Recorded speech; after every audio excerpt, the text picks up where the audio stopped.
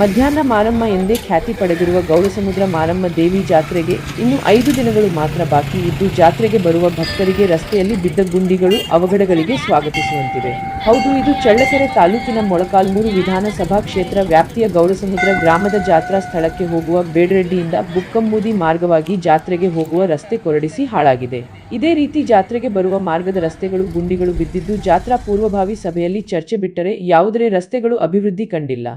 ಜಾತ್ರೆಗೆ ಲಕ್ಷಾಂತರ ಭಕ್ತರು ಎತ್ತಿನ ಗಾಡಿ, ದ್ವಿಚಕ್ರ ವಾಹನ, ಕಾರು, ಬಸ್ ಸೇರಿದಂತೆ ಸಾವಿರಾರು ವಾಹನಗಳು ಸಂಚರಿಸುವ ರಸ್ತೆ ದುರಸ್ತಿಗೆ ಸಂಬಂಧಪಟ್ಟವರು ಮುಂದಾಗಿಲ್ಲ. ಜಾತ್ರೆಗೆ ಬರುವ ಭಕ್ತರಿಗೆ ಅನುಚಿತ ಅವಘಡಗಳು ಸಂಭವಿಸಿದರೆ ಸಂಬಂಧಪಟ್ಟವರೇ ನೇರ ಹೊಣೆಗಾರಿಕೆ ಎಂದು ಸಾರ್ವಜನಿಕರು ಆಕ್ರೋಶ ಹೊರ ಹಾಕಿದ್ದಾರೆ. ಕೂಡಲೇ ಸಂಬಂಧಪಟ್ಟ ಅಧಿಕಾರಿಗಳು ರಸ್ತೆಗಳ ದುರಸ್ತಿಗೆ ಮುಂದಾಗುವರೆ ಕಾದು ನೋಡಬೇಕಿದೆ.